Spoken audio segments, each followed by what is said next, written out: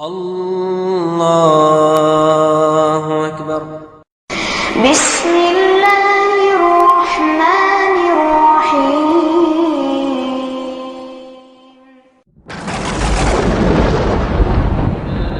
في رسول الله أسوة حسنة. لقد كان لكم في رسول الله أسوة حسنة لمن كان يرجو الله واليوم الآخر وذكر الله كثيرا. اب آپ سماعت فرمائیں 17واں درس عنوان غم کا سال نبی صلی اللہ علیہ وسلم کے چچا ابو طالب کی وفات. إن الحمد لله نحمده ونستعينه ونستغفره ونعوذ بالله من شرور أنفسنا ومن سيئات أعمالنا. من يهده الله فلا مضل له ومن يضلل فلا هادي له. وأشهد أن لا إله إلا الله وحده لا شريك له وأشهد أن محمدا عبده ورسوله. أما بعد، فإن خير الحديث كتاب الله وخير الهدي هدي محمد صلى الله عليه وسلم وشر الأمور محدثاتها وكل محدثة بدعة وكل بدعة ضلالة وكل ضلالة في النار. اللهم علمنا ما ينفعنا وانفعنا بما علمتنا وزدنا علما وهداية وتوفيقا وسدادا يا رب العالمين. اللهم ارزقنا حبك وحب نبيك وحب العمل الذي يقربنا إلى حبك. اللهم اجعلنا هداة مهتدين لا ضالين ولا مضلين. ساری تعریفیں اللہ رب العالمین کے لیے ہیں، اور مکمل ترین پورے طور پر درود و سلام اس ذات مقدسہ مبارکہ پر جن کو اللہ رب العزت نے اس دنیا میں رشد و ہدایت کے ساتھ رحمت للعالمین بنا کر بھیجا. واجب الاحترام بھائیوں، معزز ساتھیوں، عزیز بچوں اور ہماری ماؤں اور بہنوں، سابقہ درس میں نے شعب ابی طالب میں نبی صلی اللہ علیہ وسلم اور آپ کے خاندان کے ساتھ جو بائیکاٹ کیا گیا اور آپ سبھی کو محصور کیا گیا، اس کا ذکر کیا اور کہا کہ یہ حصار، یہ بائیکاٹ مسلسل 3 سال تک جاری رہا. پھر اس کے بعد آپ صلی اللہ علیہ وسلم، آپ کے خاندان بنو ہاشم، بنو مطلب باہر آئے. پھر آپ صلی اللہ علیہ وسلم حسب معمول دعوت و تبلیغ میں مشغول ہو گئے. حسب معمول اللہ کا پیغام دوسروں تک پہنچانے لگے، اللہ کا پیغام دوسروں تک پہنچانے لگے، دعوت و تبلیغ کا فریضہ انجام دینے لگے. اور ایسے ہی مشرکین بھی، کفار مکہ بھی حسب معمول وہ بھی اپنی محنت وہ جاری رکھے، وہ بھی حسب معمول مسلمانوں پر دباؤ ڈالنے لگے اور اللہ کی راہ سے دوسروں کو روکنے لگے. جہاں تک رہی بات ابو طالب کی، آپ صلی اللہ علیہ وسلم کے چچا کی، تو ابو طالب بھی نبی صلی اللہ علیہ وسلم کا مکمل ساتھ دیتے رہے، آپ کی حمایت کرتے رہے، آپ کی حفاظت کرتے رہے. بلکہ یہی نبی صلی اللہ علیہ وسلم کی وجہ سے 3 سال شعب ابی طالب میں محصوری کی زندگی گزارنی پڑی. لیکن ابو طالب اب کافی ان کی عمر ہو چکی، 80 سے زیادہ ان کی عمر ہو چکی، بوڑھے ہو گئے. زندگی کے مختلف مراحل، زندگی کے مختلف حالات، اور ایسے ہی خاص طور پر شعب ابی طالب میں جو 3 سال انہوں نے محصوری کی زندگی گزاری تھی، اس کے وجہ سے ان کے قوا مزمحل ہو گئے تھے اور کمر ٹوٹ چکی تھی. اور اس طرح آہستہ آہستہ کچھ دنوں کے بعد بیماری نے ان کو گھیر لیا. یہ بیماری بڑھتی رہی، یہاں تک کہ مشرکین نے، کفار مکہ نے یہ توقع کیا کہ اب شاید ابو طالب اس بیماری سے بیدار نہیں ہوں گے، شفا یاب نہیں ہوں گے، یہ بیماری کے ساتھ ہی ساتھ ان کا خاتمہ ہو جائے گا. اسی لیے انہوں نے آپس میں مشورہ کیا کہ ابو طالب غالباً اب اس بیماری کے ساتھ یہ دنیا کو چھوڑ دیں گے، اس بیماری کے ساتھ اس دنیا سے رخصت ہو جائیں گے. تو کیوں نہ ہم نبی صلی اللہ علیہ وسلم کے متعلق ان کے سامنے بیٹھ کر کچھ واضح اتفاق کر لیں، کچھ عہد و پیمان نبی صلی اللہ علیہ وسلم کو ہم دے دیں اور کچھ عہد و پیمان ہم نبی صلی اللہ علیہ وسلم سے اپنے لیے لے لیں۔ اس لیے کہ اگر نبی صلی اللہ علیہ وسلم کو ہم نے ستایا ابو طالب کے انتقال ہونے کے بعد تو سب ہمیں بدنام کر دیں گے، ہمیں برا بھلا کہیں گے۔ ابن اسحاق کی ایک اور روایت ہے،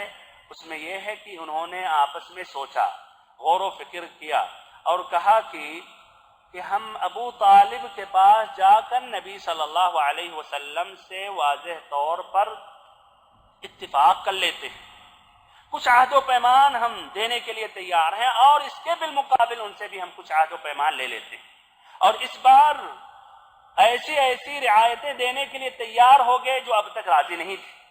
اور انہوں نے یہ بھی کہا کہ اگر یہ بوڑھے کا انتقال ہو گیا اور بعد میں نبی صلی اللہ علیہ وسلم کو ہم نے نقصان پہنچایا یا نبی صلی اللہ علیہ وسلم کے ساتھ کوئی گڑبڑی اگر ہوئی تو عرب کے پورے لوگ ہمیں طعنہ دیں گے، کہیں گے جب تک ان کے چچا ابو طالب تھے تو کوئی تکلیف نہیں پہنچاتا تھا، اور جیسے ہی اس بوڑھے کا انتقال ہوا تو اس پر سب چڑھ دوڑے۔ المہم انہوں نے یہ اتفاق کیا اور ان کی ایک جماعت جو 25 افراد پر مشتمل تھی اور اس میں بڑے بڑے اشراف اور معزز ترین لوگ بھی تھے، جیسے کہ عتبہ ابن ربیعہ، شیبہ ابن ربیعہ، امیہ ابن خلف، ابو جہل ابن ہشام اور ایسے ہی ابو سفیان ابن حرب، یہ سبھی پہنچے ابو طالب کے پاس۔ پھر ابو طالب سے انہوں نے کہا کہ ابو طالب، آپ کا جو ہمارے درمیان جو مقام و مرتبہ ہے آپ اس کو بخوبی جانتے ہیں، اور ایسے ہی آپ جس مرحلے سے گزر رہے ہیں، جو بیماری آپ کو لاحق ہے وہ تو آپ کے سامنے ہے، اور ایسے ہی جو ہمارے اور آپ کے بھتیجے کے درمیان جو معاملہ ہے اس سے بھی آپ واقف ہیں۔ اسی لیے ہم چاہتے ہیں کہ آپ اپنے بھتیجے کو بلائیں اور ہم ان کو کچھ عہد و پیمان دینا چاہتے ہیں اور ہم ان سے اپنے متعلق کچھ عہد و پیمان لینا چاہتے ہیں۔ پھر انہوں نے اپنی بات واضح کی کہ یہ ہم ان سے اتفاق کرنا چاہتے ہیں کہ وہ ہمارے دین پر چھوڑ دیں اور ہم ان کو ان کے دین پر چھوڑ دیں۔ اپنے بھتیجے محمد صلی اللہ علیہ وسلم کو بلایا، آپ صلی اللہ علیہ وسلم تشریف لائیں۔ ابو طالب نے کہا نبی اکرم صلی اللہ علیہ وسلم سے کہ یہ تمہاری قوم کے معزز لوگ ہیں اور یہ لوگ یہاں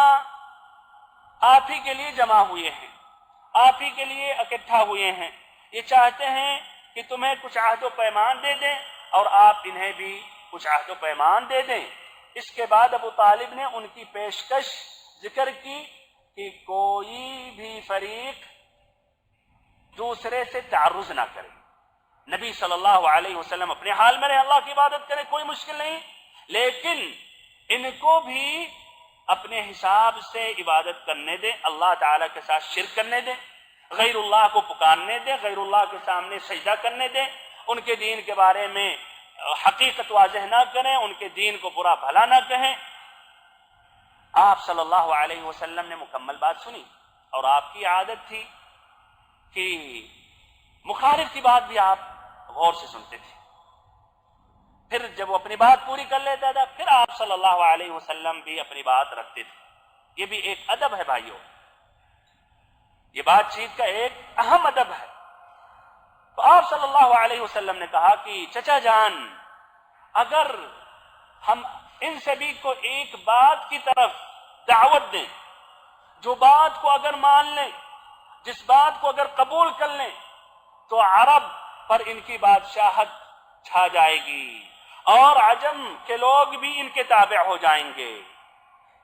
اس میں متعدد روایت ہے، متعدد الفاظ ہے، سب کا خلاصہ یہی ہے کہ آپ صلی اللہ علیہ وسلم نے واضح طور پر یہ کہا کہ اے چچا، آپ ان سے یہ کہہ دیں،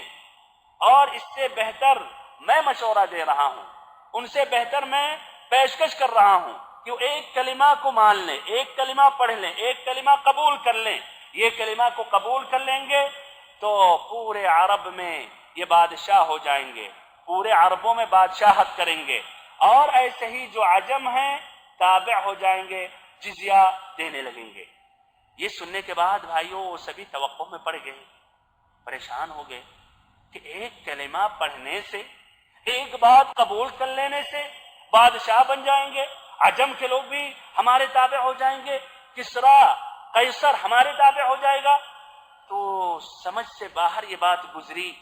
یہاں تک کہ آخر میں ابو جہل نے کہا اچھا بتاؤ تو وہ بات کیا ہے؟ تمہارے باپ کی قسم ایسی ایک بات کیا 10 باتیں بھی پیش کرو تو ہم ماننے کو تیار ہیں۔ ابو جہل نے کہا ایک بات نہیں 10 بات کہو ہم ماننے کے لیے تیار ہیں۔ آپ صلی اللہ علیہ وسلم نے کہا تقولون لا الہ الا اللہ وتخلعون ما تعبدون من دونه، کہ لا الہ الا اللہ کا اقرار کرو اور اللہ تعالی کے سوا جو اوروں کی عبادت کرتے ہو اس کا انکار کرو۔ تقولون لا الہ الا اللہ وتخلعون ما تعبدون من دونه، یہ کلمہ پڑھ لو اور ساتھ ساتھ غیر اللہ کی تمام معبودوں، غیر اللہ ما سوى اللہ جتنے معبودات باطلہ ہیں ان کا انکار کر دو، بادشاہ ہو جاؤ گے اور عجم تمہارے تابع ہو جائیں گے۔ حقیقت ان کے سامنے آ گئی، کہنے لگے اجعل الآلہۃ الہا واحدا ان ھذا لشیء عجاب، کہ تمام معبودوں کو باطل قرار دیتے ہوئے تمام معبودوں کی جگہ پر ایک معبود، ایک اللہ کی عبادت کی طرف یہ دعوت دے رہا ہے، یہ تو بہت انوکھی بات ہے۔ وہ اللہ کو مانتے تھے کہ اللہ معبود ہے، وہی مالک خالق رازق ماننے والا جلانے والا ہے، لیکن اس کے لیے تیار نہیں تھے کہ صرف اسی اللہ کی عبادت کرے، وہ اس کے لیے تیار نہیں تھے کہ صرف اللہ کی عبادت کرے۔ تو کہنے لگے یہ بہت ہی انوکھی بات ہے، تمام معبودوں کو باطل قرار دے کر صرف ایک اللہ کی عبادت کریں، یہ ہم ماننے کے لیے تیار نہیں ہیں۔ اور اس طرح انہوں نے بھائیوں ہاتھ پیٹ پیٹ کر اور تالیاں بجا بجا کر وہاں سے بھگے اور کہنے لگے اجعل الآلہۃ الہا واحدا ان ھذا لشیء عجاب۔ پھر آپس میں ایک دوسرے سے بولے اللہ کی قسم یہ شخص تمہاری کوئی بھی بات ماننے کے لیے تیار نہیں ہے، اسی لیے یہاں سے نکلو اور اپنے آباء و اجداد کی عبادتوں پر جمے رہو، اپنے آباء و اجداد کے دین پر ڈٹ جاؤ یہاں تک کہ اللہ ہمارے اور شخص کے درمیان فیصلہ فرما دے۔ ہمارے بھائیوں یہ ابو طالب کی خدمت میں قریش کا آخری وفد، یہ آخری وفد آیا تھا ابو طالب کے پاس، یہاں تک کہ ابو طالب کا اس کے بعد انتقال ہو گیا۔ ابو طالب کا انتقال ہونے کا جو قصہ ہے یا واقعہ ہے وہ ذکر کرنے سے پہلے اس واقعے میں جو اہم ایک فائدہ وہ ذکر کر رہا ہوں۔ اہم فائدہ یہ ہے کہ صرف لا الہ الا اللہ زبان سے پڑھ لینے سے نجات نہیں ملتی ہے، یا صرف زبان سے لا الہ الا اللہ پڑھ لینا کافی نہیں ہے جب تک نہ غیر اللہ، اللہ تعالی کے سوا جتنے معبودات ہیں اس کا انکار کیا نہ جائے۔ پھر سے ایک مرتبہ بھائیو بہت مہم بات ہے، لا الہ الا اللہ صرف زبان سے پڑھ لینا کافی نہیں ہے، اور نہ صرف زبان سے لا الہ الا اللہ پڑھنے سے نجات حاصل ہو سکتی جب تک نہ انسان مسلمان کلمت لا الہ الا اللہ پڑھنے والا غیر اللہ کی عبادتوں کا انکار کرے کہ اللہ تعالیٰ کے سوا کوئی بھی معبود برحق نہیں، نہ کوئی نبی ہے عبادت کا مستحق، نہ کوئی رسول، نہ کوئی فرشتہ،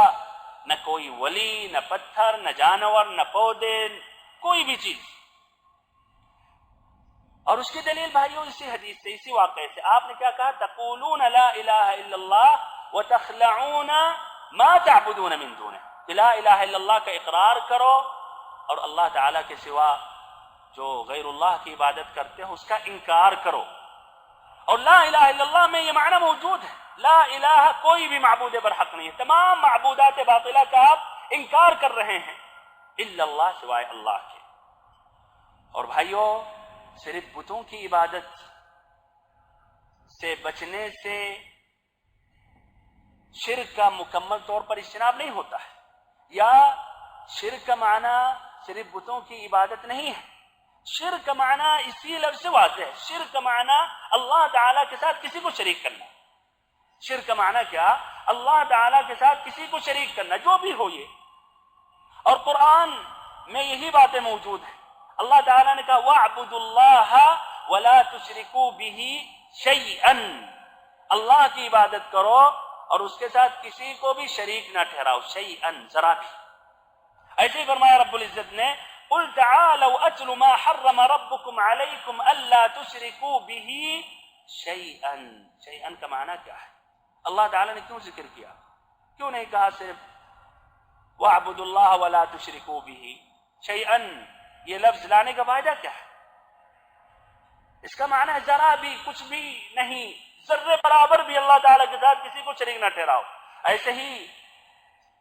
صحیح امام بخاری اور مسلم کی یہ مشہور حدیث، ایسے ہی صحیح امام بخاری اور مسلم کی مشہور حدیث جس کی روایت حضرت معاذ رضی اللہ عنہ نے کی ہے. آپ صلی اللہ علیہ وسلم نے فرمایا حق اللہ علی العباد ان یعبدوہ ولا یشرکوا بہ شیئا. اللہ تعالیٰ کا حق بندوں پر یہ ہے کہ صرف اس کی عبادت کریں اور اس کے ساتھ کسی کو بھی شریک نہ ٹھہرائیں، ذرا بھی. شیئا. وحق العباد علی اللہ تعالی الا يعذب من لم یشرک بہ شیئا. اور رب العزت کا حق بندوں پر یہ ہے کہ جس نے اللہ تعالیٰ کے ساتھ ذرا بھی شرک نہیں کیا تو اس کو اپنے عذاب میں نہ ڈالے. اور بھائیو، صرف زبان سے اگر لا الہ الا اللہ پڑھ لینا کافی ہوتا تو منافقین جو لا الہ الا اللہ پڑھتے تھے، اپنے زبان سے اقرار کرتے تھے، وہ جہنم کے آخری حصے میں نہیں ہوتے. جس طرح کہ رب العزت نے فرمایا ان کے بارے میں ان المنافقین فی الدرک الاسفل من النار، کہ منافقین جہنم کے آخری گڈھے میں ہوں گے، منافقین جہنم کے آخری حصے میں ہوں گے. ابو طالب کی وفات. شعب ابی طالب سے نکلنے کے بعد محصوری ختم ہونے کے بعد جب ابو طالب نکلے تو بیماری لاحق ہو گئی اور ان کا اس طرح یہ مرض بڑھتا رہا اور بالآخر ان کا انتقال ہو گیا. شعب ابی طالب سے نکلنے کے بعد یا بائیکاٹ ختم ہونے کے 6 ماہ بعد رجب سن 10 نبوی میں ان کا انتقال ہوا. اور ایک دوسرا قول ہے کہ رمضان میں ان کا انتقال ہوا سن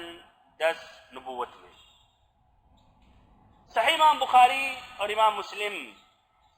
کی ایک مشہور حدیث ہے جس میں ابو طالب کی وفات کا ذکر ہے. سعید بن المسیب اپنے والد المسیب رضی اللہ عنہ سے روایت کرتے ہیں کہ جب ابو طالب بیمار ہوئے اور مرض الموت، فراش الموت پر تھے، نبی صلی اللہ علیہ وسلم نے ان کی زیارت کی. آپ صلی اللہ علیہ وسلم پہنچے ان کے پاس تو آپ نے دیکھا کہ ابو جہل بھی موجود ہے اور ایسے عبداللہ ابن ابی ربیعہ. آپ صلی اللہ علیہ وسلم نے کہا یا عم قل لا الہ الا اللہ اشہد لک بہا عند اللہ، کہ ہمارے چچا، اے ہمارے چچا جان، لا الہ الا اللہ پڑھ لیجئے، لا الہ الا اللہ کا اقرار کر لیجئے، تاکہ یہ کلمہ کے متعلق جو آپ ابھی پڑھیں گے اللہ تعالیٰ کے سامنے حجت پیش کر سکوں کہ آپ نے لا الہ الا اللہ پڑھ لیا تھا اور آپ کی موت لا الہ الا اللہ پر ہوئی تھی. آپ نے جب اپنی یہ بات کہی تو ابو جہل اور عبداللہ ابن ربیعہ نے کہا اترغب عن ملت عبد المطلب، کہ ابو طالب عبد المطلب کی ملت سے رخ پھیر لوگے. ان کو یہ خوف تھا کہ اگر ابو طالب لا الہ الا اللہ پڑھ لیں گے تو یہ بات لوگوں میں پھیل جائے گی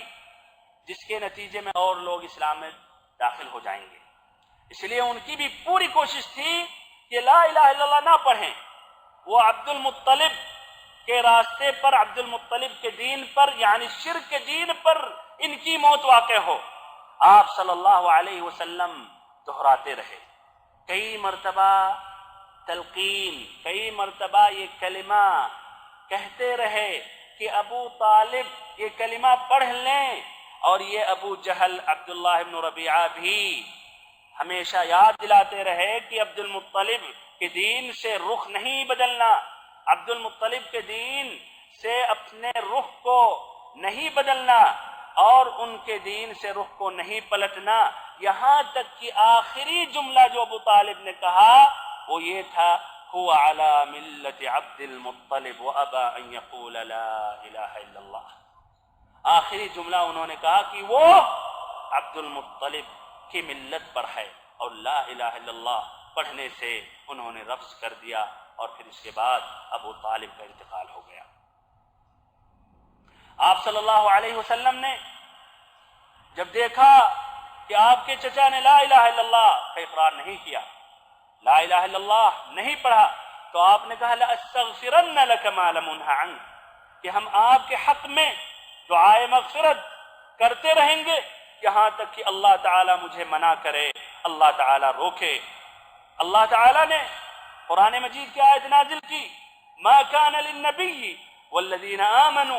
अन यस्तगफिरू लिलमुशरिकीन वलौ कानू उली कुर्बा मिन बअदि मा तबय्यन लहुम अन्नहुम अस्हाबुल जहीम, कि नबी सल्लल्लाहु अलैहि वसल्लम के लिए, नबी सल्लल्लाहु अलैहि वसल्लम के लिए और ऐसे ही तमाम मोमिनों के लिए ये जायज और दुरुस्त नहीं है कि मुशरिकों के हक में दुआए मगफिरत करें, अगरचे वो करीबी रिश्तेदार क्यों ना हो, जबकि उन पर यह बात वाज़े हो चुकी है कि वो जहन्नमी हैं, जबकि उन पर यह बात वाज़े हो चुकी है कि वो लोग जहन्नम में जाने वाले हैं, वो लोग जहन्नमी हैं। और ऐसे ही अल्लाह ताला ने अबू तालिब के मुताल्लिक़ ये आयत करीमा नाजिल की, इन्नका ला तहदी मन अहबब वलाकिन्न अल्लाह यहदी मन यशा, कि अल्लाह के नबी आप जिससे मोहब्बत करते हैं, आप जिसको चाहते हैं उसको हिदायत नहीं दे सकते,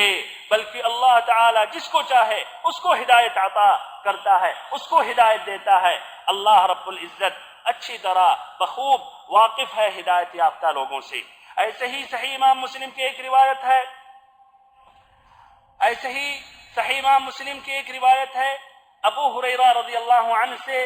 कि नबी सल्लल्लाहु अलैहि वसल्लम ने अपने चचा से कहा, कुल ला इलाहा इल्लल्लाह अशहदु लक बिहा यौमल क़ियामह, ऐ हमारे चचा,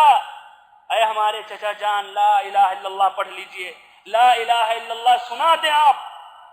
ताकि क़यामत के दिन मैं गवाही दे सकूं, मैं ये साबित कर सकूं कि आपने कलिमा पढ़ा था, आपने ला इलाहा इल्लल्लाह का इकरार किया था। तो इस पर उन्होंने क्या कहा, लौला अन तुअय्यिरनी कुरैशुन यक़ूलून इन्नमा हमलहु अला ज़ालिका जज़अ लअक़ररतु बिहा ऐनक, कि ऐ मोहम्मद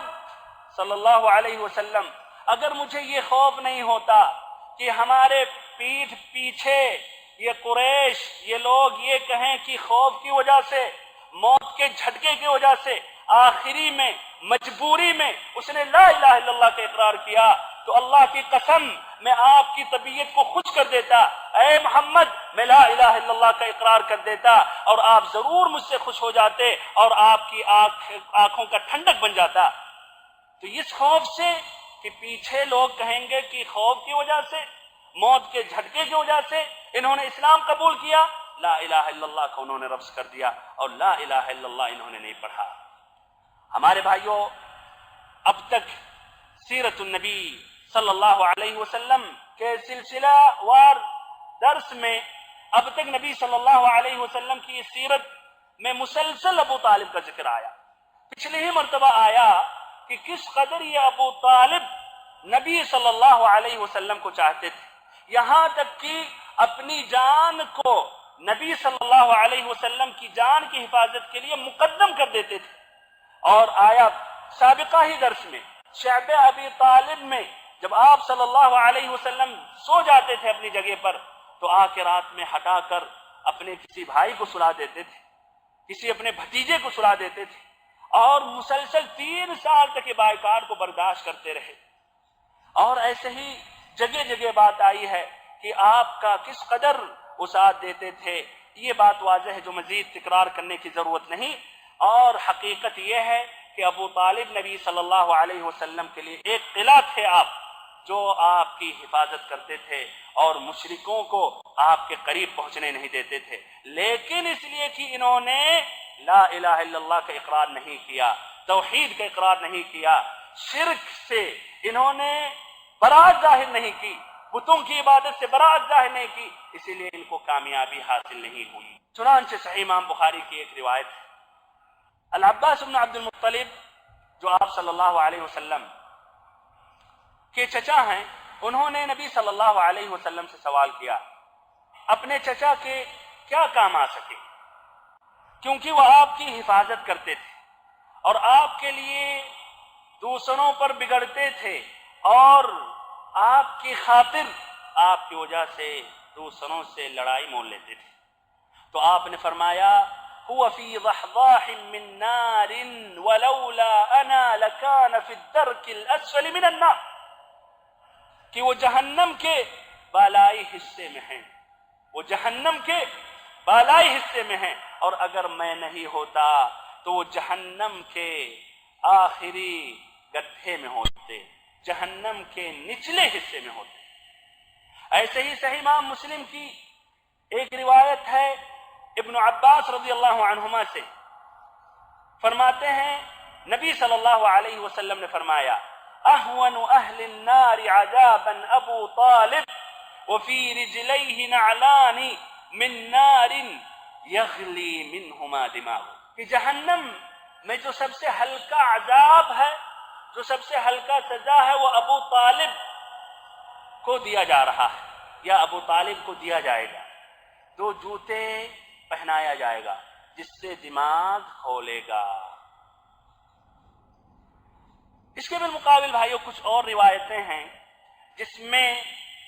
کچھ لوگوں نے یہ ذکر کیا کہ ابو طالب نے آخری لمحات میں لا الہ الا اللہ کا اقرار کیا تھا، لیکن یہ روایتیں صحیح نہیں ہیں۔ آپ کے سامنے صحیح امام بخاری، صحیح امام مسلم کی کئی روایتیں ہیں جس سے یہ بات واضح ہے کہ وہ جہنم میں ہیں اور انہوں نے لا الہ الا اللہ نہیں پڑھا۔ تو بھائیو جو صحیح مسئلہ ہے کہ انہوں نے لا الہ الا اللہ کا اقرار نہیں کیا، اور جو اس کے بالمقابل اور روایتیں ہیں وہ ضعیف روایتیں ہیں، بلکہ ضعیف جداً من گھڑت واقعات ہیں، اور اس میں بہت سے واقعات کو شیعوں نے اپنے سے بنایا گڑھا ہے، اور اس کی وضاحت ابن حجر ایسے ہی الذہبی نے کی ہے۔ قرآن مجید کی اس آیت سے بھی ہم استدلال کر رہے ہیں کہ انہوں نے لا الہ الا اللہ کا اقرار نہیں کیا۔ ما كان للنبي والذين آمنوا أن يستغفروا للمشركين ولو كانوا أولي قربى من بعد ما تبين لهم أنهم أصحاب الجحيم، کہ نبی صلی اللہ علیہ وسلم اور ایسے ہی تمام مسلموں کے لیے اور ایسے ہی تمام مسلموں کے لیے درست نہیں ہے، نبی صلی اللہ علیہ وسلم کے لیے اور ایسے ہی تمام مسلمانوں کے لیے درست نہیں ہے کہ وہ مشرکوں کے حق میں استغفار کریں،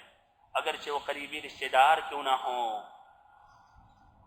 یہ بات واضح ہو جانے کے بعد کہ وہ لوگ جہنمی ہیں،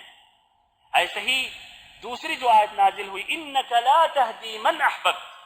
اے اللہ کے نبی آپ جس سے محبت کرتے ہیں اس کو ہدایت نہیں دے سکتے۔ النووی رحمہ اللہ کہتے ہیں اجمع المفسرون انہا نزلت فی ابی طالب، کہ تمام مفسرین، تمام اہل تفسیر کا اجماع اتفاق ہے کہ یہ آیت کریمہ ابو طالب کے متعلق نازل ہوئی ہے۔ بھائیو یہ ابو طالب کا یہ واقعہ تھا، اس میں حقیقت میں متعدد فائدے اور متعدد سبق، چند فائدے آپ کے سامنے رکھنے کی کوشش کر رہا ہوں۔ پہلا فائدہ یہ ہے کہ شرک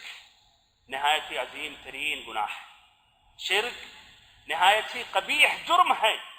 جو اللہ تعالی شرک کرنے والے کو اگر شرک کی حالت میں موت واقع ہوئی تو معاف کرنے والا نہیں ہے۔ اگر اللہ تعالی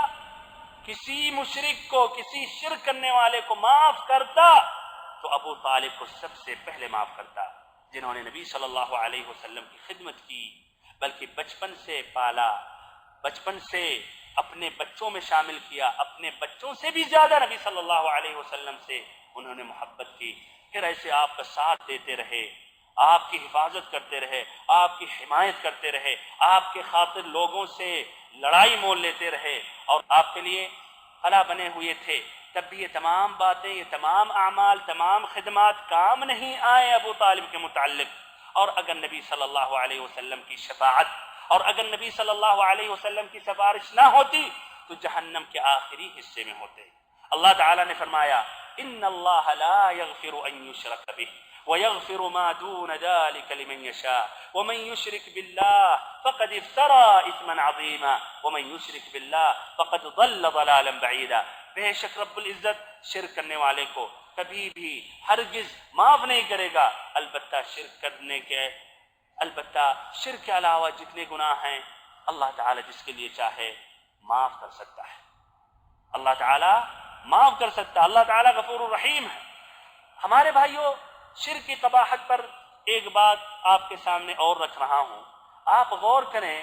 کہ شرک کے متعلق اللہ تعالیٰ نے نبیوں کے ساتھ بھی شدید الفاظ استعمال کیا، اللہ تعالیٰ نے نبیوں کے ساتھ بھی سختی استعمال کی۔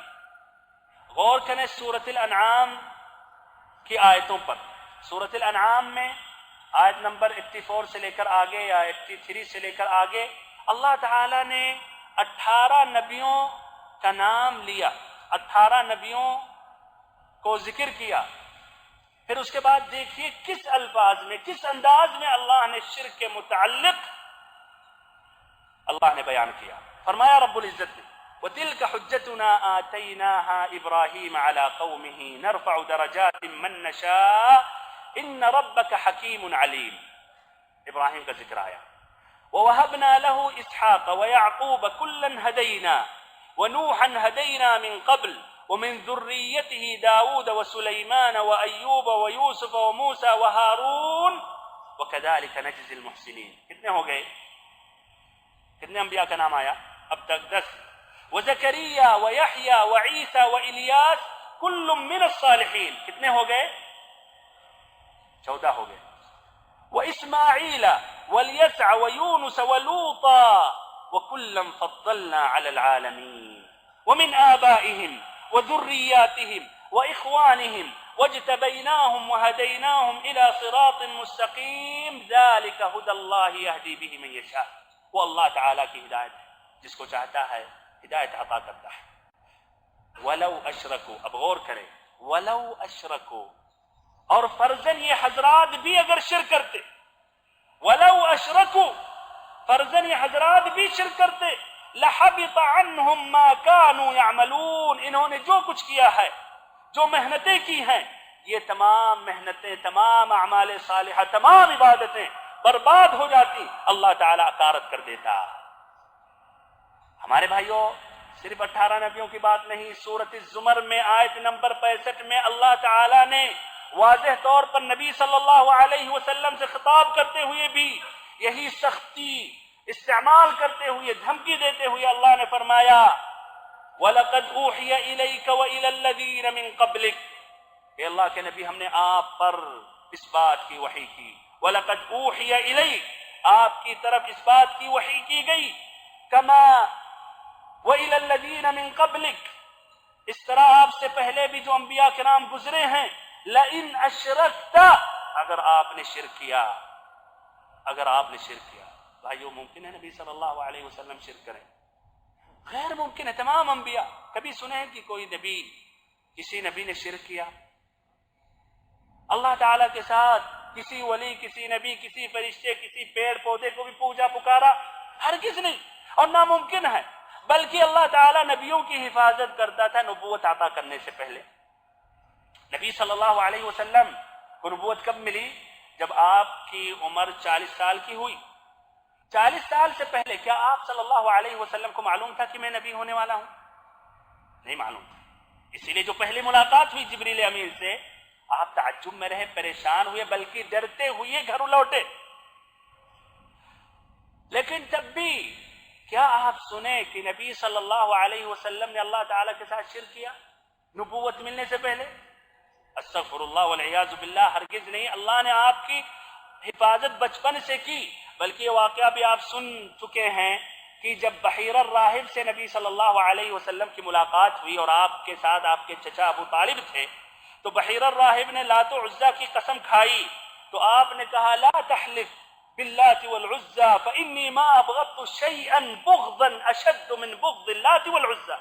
کہ ہمارے سامنے لات و عزا کی قسم مت کھاؤ، ہمارے نزدیک لات و عزا سے زیادہ مغضوب کوئی اور چیز ہے ہی نہیں۔ جبکہ آپ اس وقت ابھی بھائیوں 12 سال کی عمر تھی، آپ کیا کہہ رہے تھے کہ لات و عزا سے زیادہ مبغوض ہمارے نزدیک کوئی چیز نہیں، یعنی ان بتوں سے زیادہ مبغوض ہمارے نزدیک کوئی اور چیز نہیں ہے۔ تو اللہ تعالیٰ مکمل نبیوں کی حفاظت کرتا تھا، نبوت دینے سے پہلے بھی، نبوت سے پہلے بھی وہ شرک نہیں کرتے تھے۔ تو آپ غور کریں، تب بھی خطاب کا انداز دیکھیے، یہ وعید دیکھیے، دھمکی دیکھیے، سختی، لئن اشرکت، اگر آپ نے شرک کیا، لَيَحْبَطَنَّ عَمَلُكَ، آپ کا پورا عمل ضائع ہو جائے گا، وَلَتَكُونَنَّ مِنَ الْخَاسِرِينَ، اور آپ کا شمار ان میں ہوگا جو خسارے میں ہوں گے، جو گھاٹے میں جانے والے ہیں، جو جہنم میں جانے والے ہیں۔ ہمارے بھائیوں، انبیاء کرام سب سے چہتے بندے ہیں، اور اس میں سب سے محبوب بندے اللہ کے ہمارے اور آپ کے نبی حضرت محمد صلی اللہ علیہ وسلم ہیں۔ تو اللہ تعالیٰ کیوں آخر میں اتنے شدید الفاظ میں یہ سختی کے ساتھ یہ وعید دے رہا کہ اگر آپ نے شرک کیا، اگر یہ حضرات بھی اگر شرک کریں تو ان کا پورا اعمال ضائع ہو جائے؟ یہ کیوں بھائیوں؟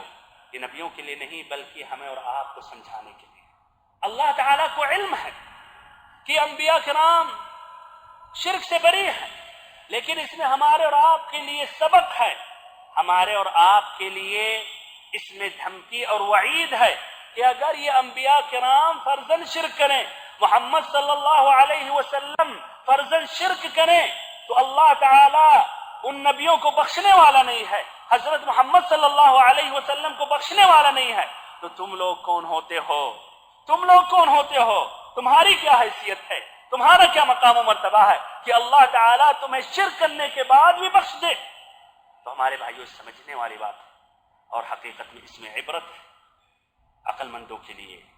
ایسے ہی تیسری جگہ اللہ تعالیٰ نے سورۃ یونس میں فرمایا، آیت نمبر 106 میں، وَلَا تَدْعُ مِن دُونِ اللَّهِ مَا لَا يَنفَعُكَ وَلَا يَضُرُّكَ فَإِن فَعَلْتَ فَإِنَّكَ إِذًا مِّنَ الظَّالِمِينَ، کہ اللہ تعالیٰ کے سوا اوروں کو نہ پکارو جو نفع نہ پہنچا سکتے ہیں، نقصان دور کر سکتے ہیں۔ اگر آپ نے ایسا کیا تو آپ کا شمار ظالموں میں ہوگا، مشرکوں میں ہوگا۔ ایسے ہی سورۃ الشعراء آیت نمبر 213 میں اللہ تعالیٰ نے فرمایا، فَلَا تَدْعُ مَعَ اللَّهِ إِلَٰهًا آخَرَ فَتَكُونَ مِنَ الْمُعَذَّبِينَ، اللہ تعالیٰ کے ساتھ اوروں کو مت پکارو، اوروں کو نہ پکارو، اس لیے کہ جو اوروں کو پکارے گا وہ عذاب میں جائے گا۔ ایسے بھائیوں، یہ بھی بات واضح کرنا مناسب سمجھتا ہوں کہ شرک صرف بتوں کی عبادت کا معنی نہیں ہے، شرک کا معنی صرف بتوں کی عبادت نہیں ہے، بلکہ شرک کا معنی اللہ تعالیٰ کے ساتھ غیر اللہ جو بھی ہو، ملک ہو، فرشتہ ہو، نبی ہو، رسول ہو، ولی ہو، انسان ہو، جانور ہو، پتھر ہو، پودا ہو، درخت ہو، جو بھی ہو، اس کو شریک کرنا ہے۔ اللہ تعالیٰ کے ساتھ اگر غیر اللہ کو کسی نے شریک کیا اللہ کے افعال میں یا عبادات میں، تو مشرک ہے۔ پھر سے ایک مرتبہ، جو اللہ تعالیٰ کے ساتھ غیر اللہ کو شریک کرے، جو اللہ تعالیٰ کے ساتھ کسی کو بھی شریک کرے، چاہے اللہ کے افعال میں یا عبادات میں، تو مشرک ہے۔ اللہ تعالیٰ کے افعال، جیسے کہ اللہ تعالیٰ یہ دنیا کا نظم و نسق چلاتا ہے، وہی روزی دیتا ہے، وہی مارتا ہے، وہی جلاتا ہے، وہی بارش نازل کرتا ہے، وہی اولاد دیتا ہے۔ اب اگر کوئی یہ عقیدہ رکھے پیران پیر بھی اگر چاہے تو اولاد دے دیں، تو اللہ تعالیٰ کے افعال میں غیر اللہ کو شریک کرنے کا معنی ہوا۔ تو اللہ تعالیٰ کے افعال میں غیر اللہ کو شریک کیا گیا،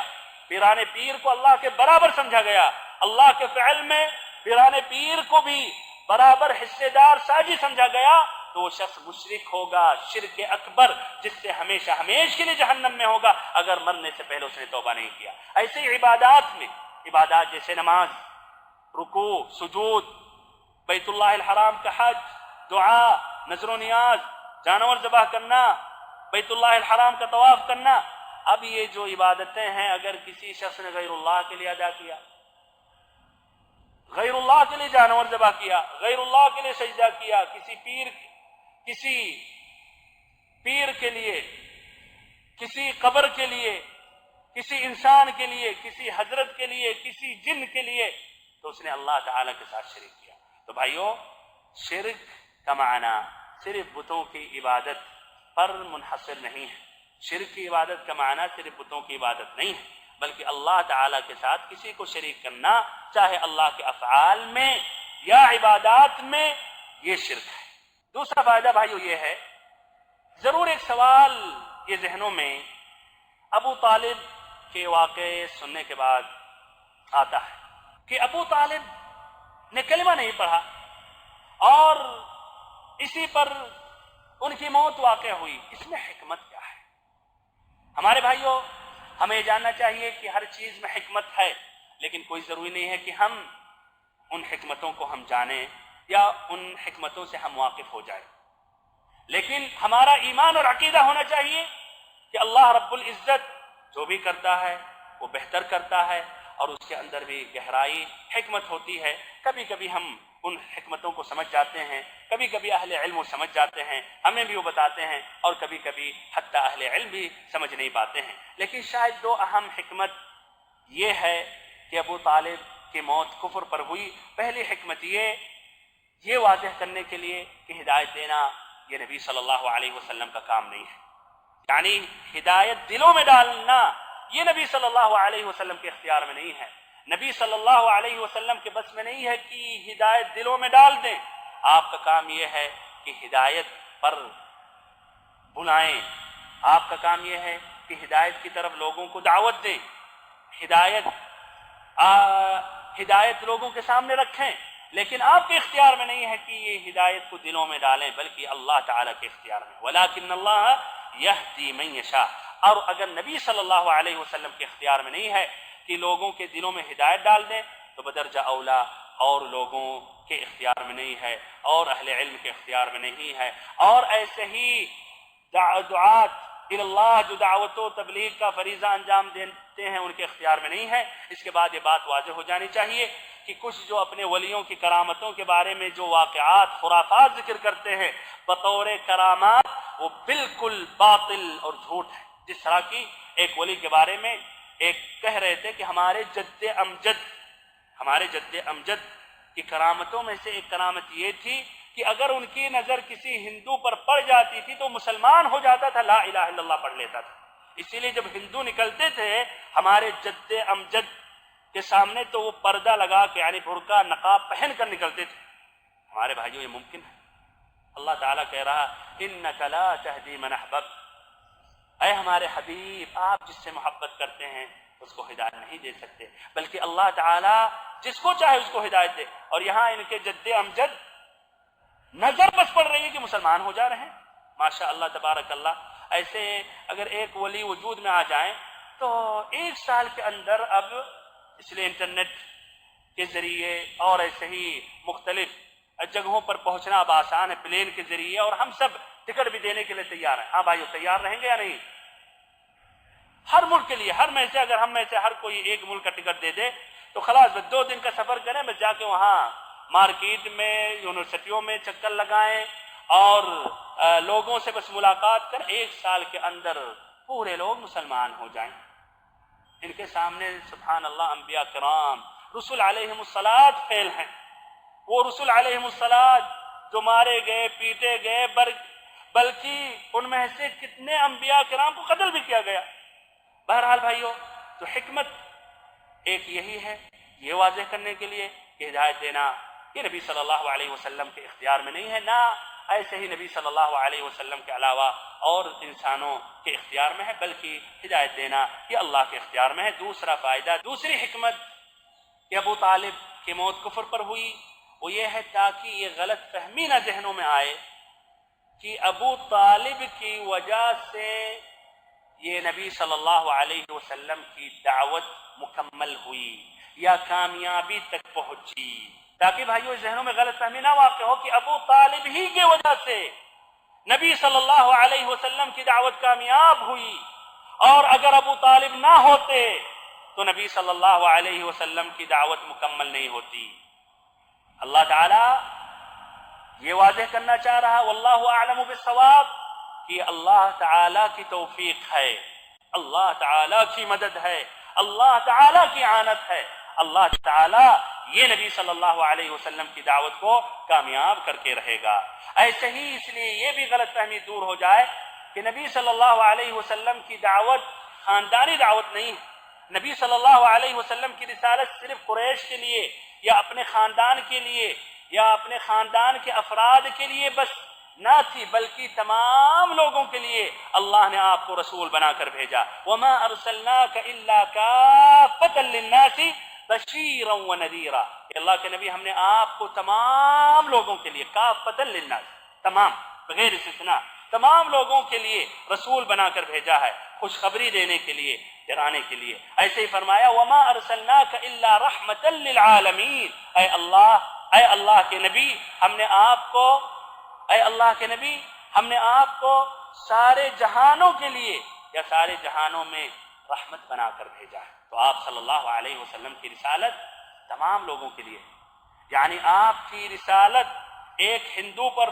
فرض ہے کہ وہ قبول کرے اور آپ کو اپنا رسول مانے، ایک عیسائی، ایک کرسچن، ایک عیسائی، ایک یہودی، ایک مجوسی، ایک بے دین، تمام لوگوں کے لیے نبی صلی اللہ علیہ وسلم رسول بنا کر بھیجے گئے۔ نہ مانے دوسری بات ہے، نہ مانے وہ اپنے آپ کو خسارے میں ڈال لیں، لیکن آپ صلی اللہ علیہ وسلم ان کے لیے بھی رسول بھیجے گئے۔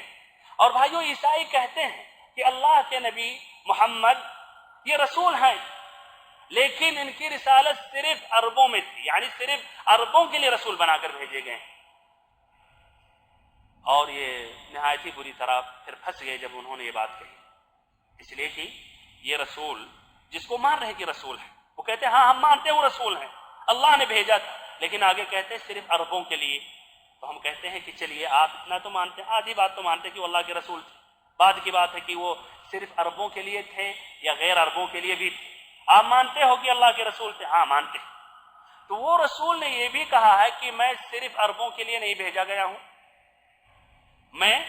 صرف عربوں کے لیے نہیں بھیجا گیا ہوں، اللہ تعالیٰ نے تمام لوگوں کے لیے ہمیں رسول بنا کر بھیجا، جس طرح کی آیتوں کا بھی ذکر آیا۔ ایسے آپ نے اپنی خصوصیات میں سے ایک خصوصیت یہ ذکر کی وَكَانَ النَّبِيُّ يُبْعَثُ إِلَىٰ قَوْمِهِ خَاصَّةً وَبُعِثْتُ إِلَى النَّاسِ كَافَّةً، کہ ہم سے پہلے جتنے انبیاء گزرے ہیں وہ اپنے قوم میں بھیجے جاتے تھے، اپنے قوم کے لیے خاص رسول یا نبی بنا کر بھیجے جاتے تھے، لیکن مجھے اللہ تعالیٰ نے تمام لوگوں کے لیے رسول بنا کر بھیجا ہے۔ تو بھائیو ان پر یہ رد ہے۔ تیسرا فائدہ بھائیو یہ ہے العبرۃ بالخواتین، یعنی کامیابی اور ناکامیابی خاتمے یعنی موت سے جڑی ہوئی ہے۔ کامیابی اور ناکامیابی، جنت یا جہنم، یہ بھائیو موت سے اس کا مسئلہ جڑا ہوا ہے۔ تو اگر کسی کی موت بھلائی پر ہوئی، خیر پر ہوئی، کلمۃ لا الہ الا اللہ پر ہوئی، اور ایسے ہی اسلام پر ہوئی، توحید پر ہوئی، تو وہ پھر کامیاب ہے انشاءاللہ۔ اور اگر اس کی موت شرک پر ہوئی، کفر پر ہوئی، برائیوں پر ہوئی، فسق و فجور پر ہوئی، تو ایسے ہی اس کا وہی مانا جائے گا۔ بمعنی یعنی اپنی بات اور واضح کر رہا ہوں، ابو طالب زندگی بھر مشرک رہے، اگر وہ آخری وقت میں لا الہ الا اللہ پڑھ لیتے تو جنتی ہو جاتے یا نہیں؟ ہو جاتے۔ تو 80 سال برس یا لا الہ الا اللہ پڑھنے سے پہلے جو بھی انہوں نے اعمال کیا، شرک کیا، وہ تمام وہ گناہ معاف ہو جاتے اور لا الہ الا اللہ پر خاتمہ ہوتا۔ اور یہی دیکھا جاتا کہ وہ مسلمان ہو کر مرے، یہ نہیں دیکھا جاتا کہ نہیں 80 سال تک مشرک تھے، کفر میں لت پت تھے، بتوں کی عبادت کرتے تھے، طواف کرتے تھے، سجدہ کرتے تھے۔ تو بھائیو ایک مسلمان کو ہمیشہ برابر ڈرتے رہنا چاہیے، ڈرتے رہنا چاہیے کہ ایسا نہ ہو اس کی موت شر پر، برائی پر، کفر پر، شرک پر ہو۔ اس لیے نبی صلی اللہ علیہ وسلم بھائیو برابر مسلسل اللہ تعالیٰ سے یہ دعا کرتے رہتے تھے، یا مقلب القلوب ثبت قلبی علی دینک۔ یہ ترمذی اور نسائی کی روایت ہے کہ اے دلوں کو پھیرنے والے، اے دلوں کو پھیرنے والا، ہمارے دل کو اپنے دین پر ثابت رکھ۔ ایسے ہی ابن مسعود رضی اللہ عنہ کی ایک حدیث ہے جس کی روایت امام بخاری امام مسلم کرتے ہیں۔ اس حدیث کے آخری میں ہے ان احدکم لیعمل بعمل اہل الجنہ حتى ما يكون بينه وبينها إلا ذراع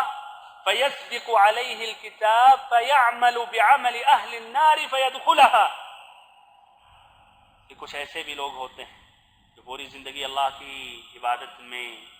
لگاتے ہیں، گزارتے ہیں، اللہ کی عبادت ہی میں لگے ہوتے ہیں، جب ایک ہاتھ کا فاصلہ یعنی آدھا میٹر باقی رہتا ہے اس میں اور جنت میں، تو پھر وہ اہل نار جہنمیوں کا راستہ اختیار کر کے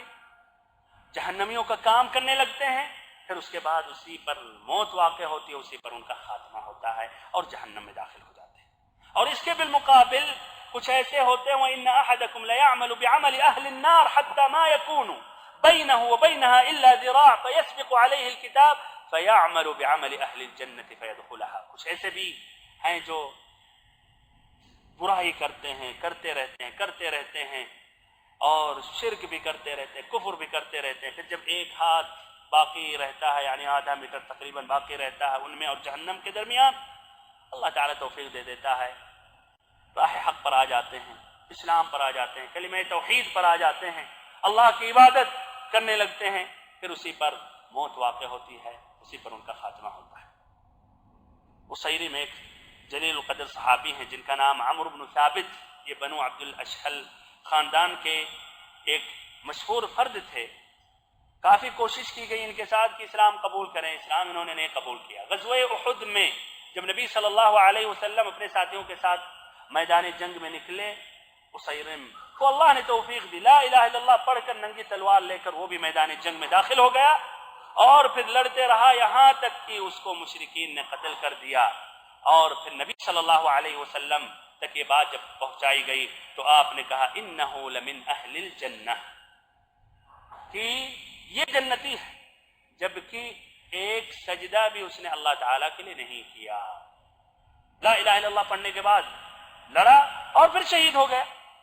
بغیر ایک سجدہ کیے ہوئے اللہ تعالیٰ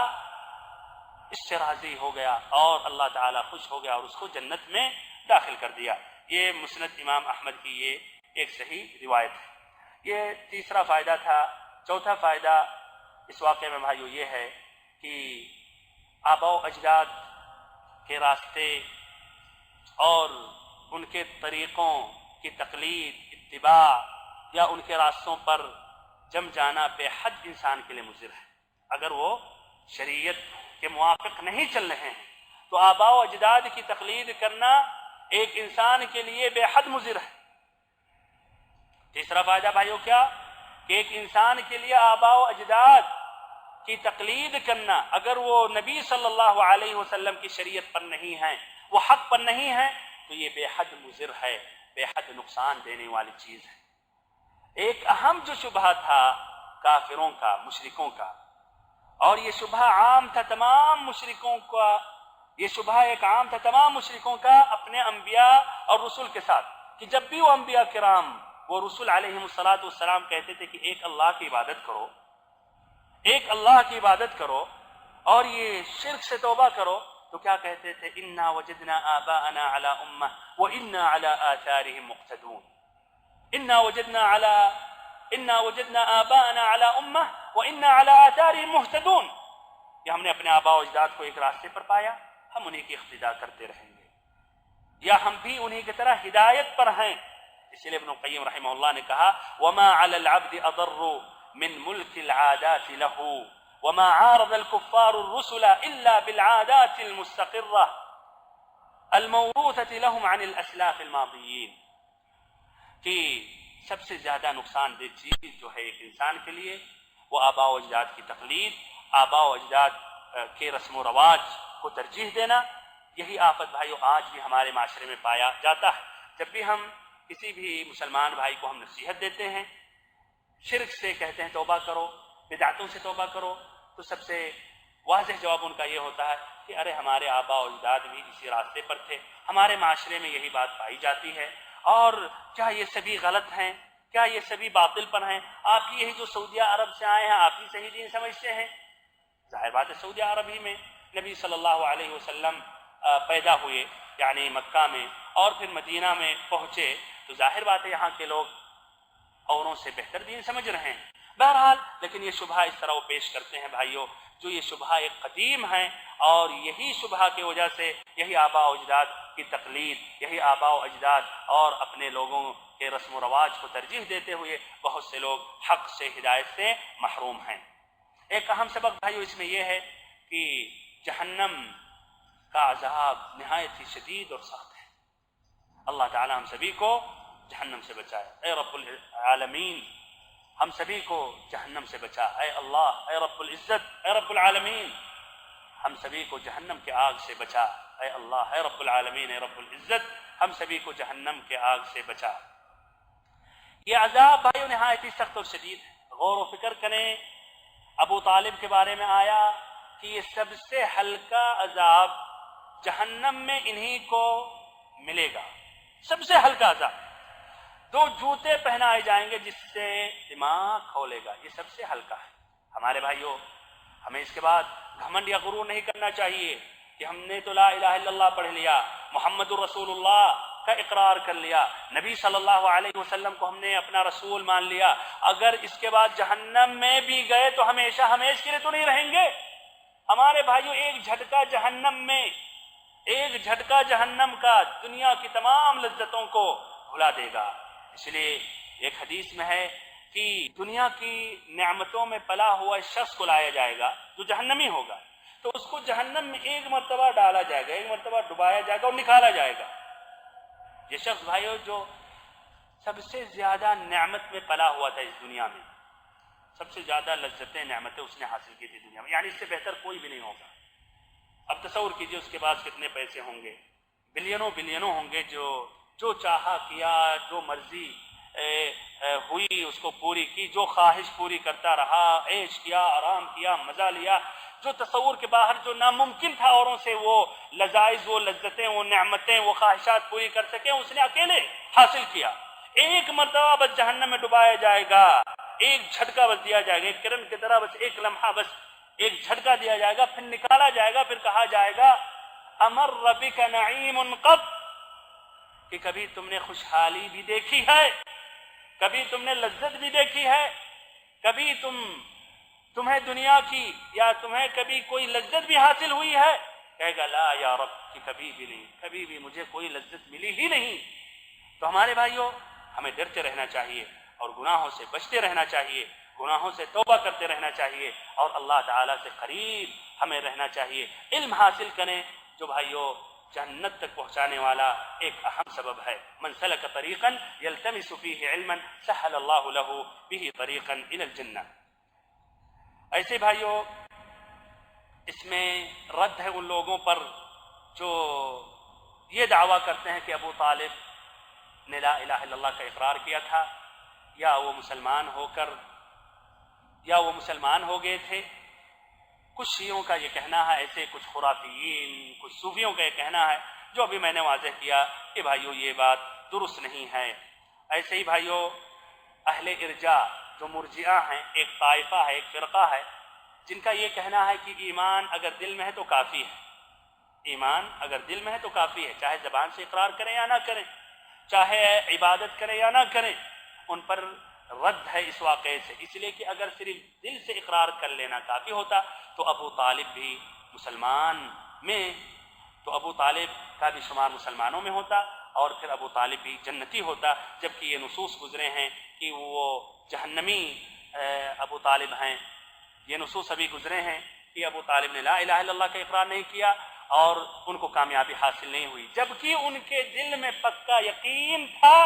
کہ محمد صلی اللہ علیہ وسلم اللہ کے رسول ہیں، بلکہ انہوں نے اپنے شعر میں یہ کہا وَلَقَدْ عَلِمْتُ بِأَنَّ دِينَ مُحَمَّدٍ مِّن خَيْرِ أَدْيَانِ الْبَرِيَّةِ دِينًا، کہ مجھے ایک دم یقین ہے کہ نبی محمد صلی اللہ علیہ وسلم کا دین تمام ادیان میں سب سے بہتر، سب سے افضل ہے، لیکن کافی نہیں تھا۔ کیوں؟ اس لیے انہوں نے اقرار نہیں کیا، زبان سے لا الہ الا اللہ کا اقرار نہیں کیا، اور اسی لیے ان کا شمار کافروں میں ہوا، اور صرف دل سے اقرار کر لینا کافی نہیں ہے۔ ایسے ہی بھائیوں،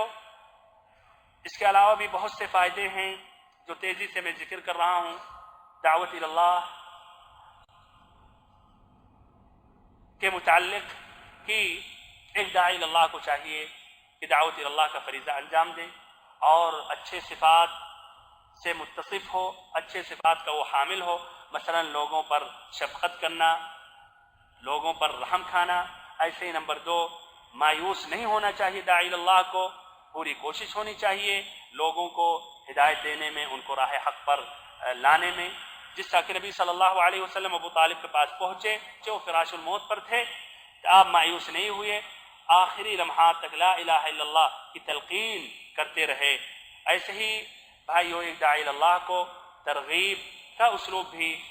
استعمال کرنا چاہیے، لوگوں کو بشارت، خوشخبریاں بھی دینی چاہیے، اور ایسے جو اجر و ثواب اللہ تعالی نے مرتب کیا ہے مختلف اعمال، مختلف عبادتوں پر، اس کو وضاحت کرنی چاہیے۔ ایسے بھائیو، جائز ہے ایک مسلمان کے لیے کہ ایک کافر یا مشرک کی عیادت کرے، اس کی زیارت کرے، اگر یہ لالچ ہے، یہ امید ہے کہ شاید وہ اسلام قبول کر لے۔ ایسے ہی بھائیو، غلط ساتھیوں سے، برے دوستوں سے ہمیں دور رہنا چاہیے، برے ساتھیوں سے دور رہنا چاہیے۔ ابو طالب واللہ اعلم شاید وہ آخری وقت میں لا الہ الا اللہ کا اقرار کر لیتے، لیکن ابو جہل اور عبداللہ بن ربیعہ کی وجہ سے انہوں نے جو حمیت، جاہلی حمیت کو ابھارا اور کہا عبد المطلب کا راستہ چھوڑ دو گے، ان کی ملت سے اپنا رخ پھیر دو گے، اس کی وجہ سے ان کا خاتمہ بالسوء ہوا۔ اور شاید واللہ اعلم کہ اگر وہ دونوں نہ ہوتے تو شاید لا الہ الا اللہ پڑھ لیتے۔ تو ہمارے بھائیوں، ایسے برے ساتھیوں سے جو دینی مجلسوں سے روکتے ہیں، جو دین سے ان کا تعلق نہیں ہوتا ہے، مسجدوں سے تعلق نہیں ہوتا ہے، ان کا تعلق دنیا داری سے صرف ہوتی ہے، فلموں سے ہوتی ہے، گانوں سے ہوتی ہے، اور ایسے ہی فسق و فجور والی مجلسوں سے ہوتی ہے، اس سے بھائیو آپ ان لوگوں سے دور رہیں، ورنہ اپنے ساتھ وہ بھی آپ کو گھسیٹ سکتے ہیں اور جہنم تک پہنچا سکتے ہیں۔ خاصتاً یہ نوجوانوں کے لیے میں اس بات کی تاکید کروں گا، ہمارے جو شباب ہیں، نوجوان ہیں، بلکہ بچے ہیں، کہ اچھے لوگوں کی رفاقت اختیار کریں، اور دوستوں کی بھائیو گہری تاثیر ہوتی ہے انسان پر، استاد سے زیادہ، گھر سے زیادہ، والدین سے بھی زیادہ تاثیر دوستوں کی ہوتی ہے۔ تو ہماری یہ بھائیو ایک گزارش ہے، یہ ایک نصیحت ہے کہ آپ اچھے لوگوں کی رفاقت، اچھے لوگوں کے ساتھ اٹھیں بیٹھیں، ان کو اپنا دوست بنائیں۔ ایسے بھائیو، نبی صلی اللہ علیہ وسلم کی وفاداری اس واقعے سے واضح ہو رہی ہے کہ آپ نے اپنے چچا کے لیے سفارش کی، یہاں تک کہ اللہ تعالیٰ نے آپ کی سفارش کو قبول کی، اور ابو طالب کو جہنم کے آخری حصے میں ڈالنے کے بجائے جو اوپر والا حصہ ہے اس میں ان کو رکھا۔ ایسے ہی ایک مسلم، ایک داعی اللہ کے اختیار میں نہیں ہے کہ لوگوں کے دلوں میں ہدایت ڈالے، لیکن اس کے اختیار میں یہ ہے کہ لوگوں کو ہدایت کی طرف بلائے، جس طرح کہ اللہ تعالیٰ نے فرمایا وَإِنَّكَ لَتَهْدِي مَن تَشَاءُ وَإِنَّكَ لَتَهْدِي إِلَى صِرَاطٍ مُسْتَقِيمٍ۔ اللہ تعالیٰ نے فرمایا نبی صلی اللہ علیہ وسلم کے متعلق وَإِنَّكَ لَتَهْدِي إِلَى صِرَاطٍ مُسْتَقِيمٍ، کہ آپ صراط مستقیم، صحیح راستے کی طرف ہدایت دیتے ہیں، یعنی بلاتے ہیں۔ تو ہدایت کی دو قسمیں ہیں، ایک ہدایت الدلالہ والبیان، یعنی دلالت بیان کرنے والی ہدایت، اور ایک ہدایت التوفیق، ایک ہدایت ڈال دینے والا دلوں میں۔ تو پہلی جو قسم ہے یہ ہر انسان کے اختیار میں، کہ ہدایت کی طرف لوگوں کو بلائے، لیکن اس کے اختیار میں نہیں ہے کہ ہدایت دلوں میں ڈال دے۔ تو اس میں بھائیو تسلی ہے مسلمان کے لیے، ہر داعی اللہ کے لیے، کہ جب وہ کوشش کرتا ہے اپنے گھروں میں، اپنے رشتہ داروں میں، اپنے دوستوں میں، اور اس کے بعد پھر جھٹلا دیتے ہیں، مانتے نہیں ہیں اور قبول نہیں کرتے ہیں، تو اس کو یقین کرنا چاہیے اور اس کو خوش ہونا چاہیے کہ اس نے اپنا کام پورا کیا اور ہدایت دینا یہ تو اللہ کے اختیار میں ہے، اور اگر کوشش کرتا رہے گا تو انشاءاللہ اللہ تعالیٰ اس کو کامیاب کرے گا۔ ایسے بھائیو، موت کے وقت شہادتین کی تلقین کرانا یہ بھی سنت ہے۔ اگر آپ کسی آدمی کے پاس پہنچ رہے ہیں جو آثار موت ظاہر ہو رہے ہیں تو آپ اس کو نہایت ہی اچھے انداز میں، مشفقانہ انداز میں، نرمی کے ساتھ لا الہ الا اللہ کہیں تاکہ وہ اقرار کرے، یا وہ لا الہ الا اللہ آپ کے پیچھے پڑھ لے۔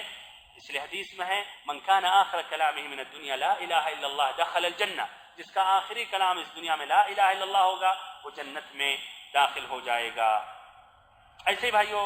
اور یہ آخری فائدہ ہے، مشرکوں اور کافروں کے لیے استغفار، دعائے مغفرت کرنا